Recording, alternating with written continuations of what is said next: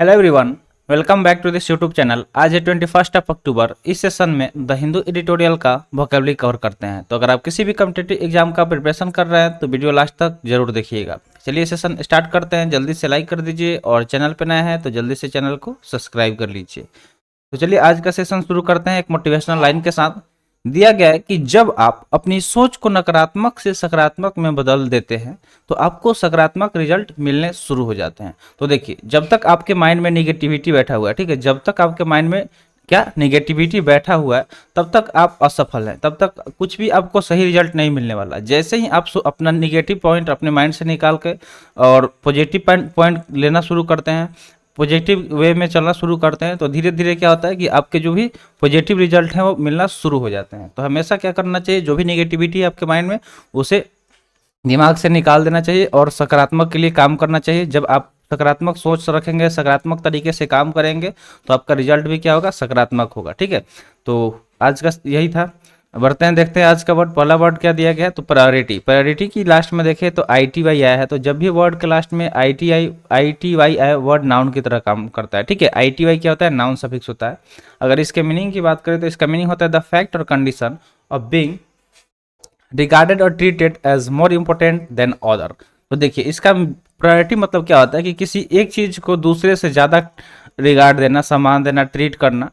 ठीक है, वैसे कंडीशन को प्रायोरिटी बोलते हैं।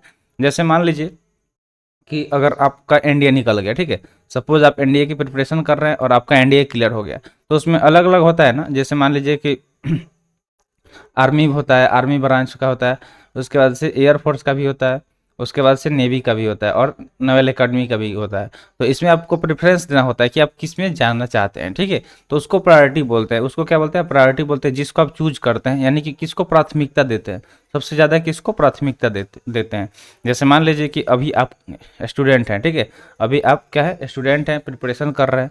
इस टाइम आपको पूछा जाए कि आप किसको ज़्यादा प्रायोरिटी देंगे, स्टडी को, ठीक है, या फिर इंटरटेनमेंट को, किसको देंगे। ठीक है, स्टडी को या इंटरटेनमेंट को। तो आप जाहिर सी बात है कि किसको चूज करेंगे, स्टडी को। तो प्रायोरिटी किसको दे रहा है, स्टडी को दे रहा है, क्योंकि यही हमारा लाइफ आगे लेके जाएगा। इससे कुछ नहीं होने वाला है। इंटरटेनमेंट करेंगे, लाइफ के साथ खेलेंगे, लाइफ हमारे साथ खेलेगा, फिर बाद में तमाशा बन जाएगा जिंदगी का।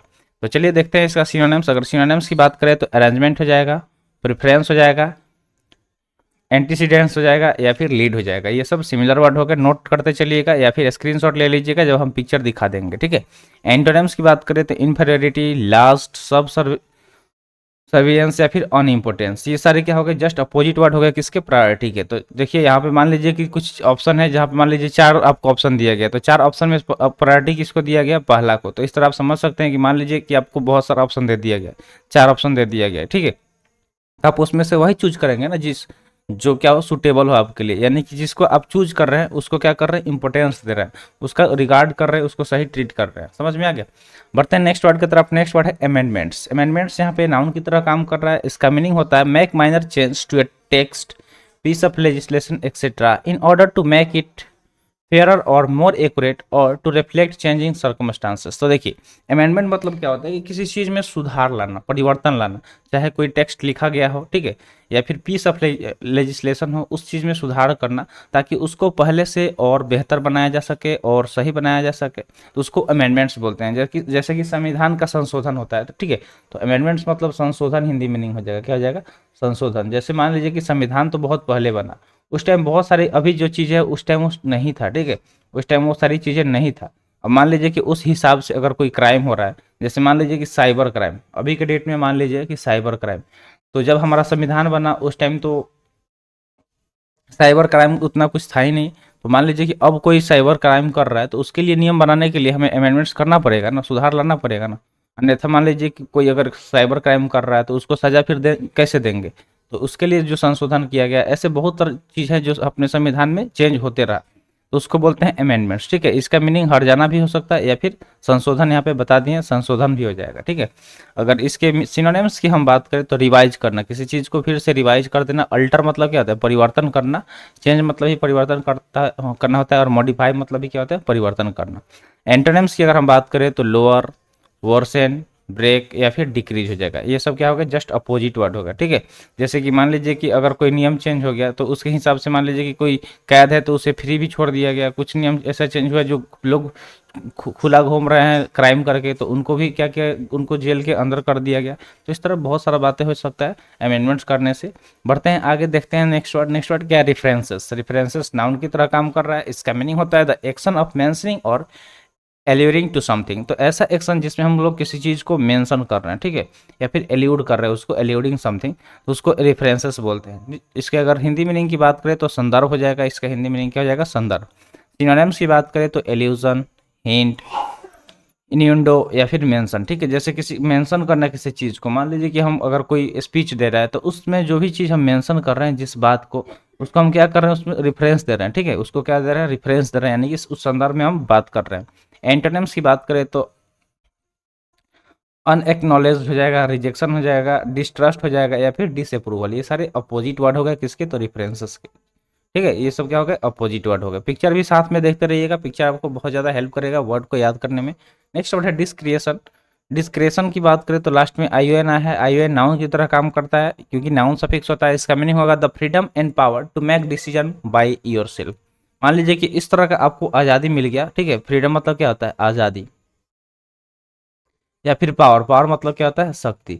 इस तरह का पावर या फ्रीडम मिल गया ताकि आप अपना डिसीजन अपने आप ले सके। आपका डिसीजन यानी कि निर्णय जो है वो खुद ब खुद ले सकते हैं, उसको बोलते हैं डिस्क्रेशन, जिसका हिंदी मीनिंग हो जाएगा निर्णय, ठीक है। इसका हिंदी मीनिंग क्या हो जाएगा, निर्णय लेना अपने आप से, ठीक है। जैसे मान लीजिए कि अगर बात आपके कैरियर का हो, ठीक है, बात अगर आपके कैरियर का हो तो वहाँ डिसीजन हमेशा किसको लेना चाहिए, खुद से लेना चाहिए, ठीक है। किससे लेना चाहिए, खुद से लेना चाहिए, अपने आप से लेना चाहिए।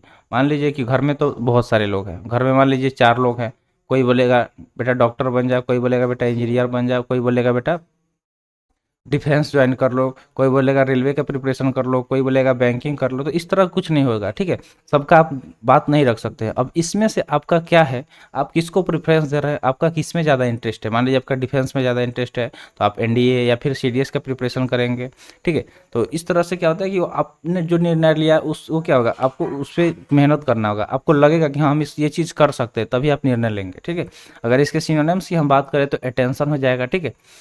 फोरसाइट, मैच्योरिटी या फिर प्रूडेंस हो जाएगा। यहाँ पे देखिए क्या क्या आ रहा है, आई ओ एन आ रहा है, आई टी वाई आ रहा है या फिर एन सी आ रहा है। सब के सब क्या है, नाउन सफिक्स है, सब के सब नाउन सफिक्स है, नोट डाउन कर लीजिएगा।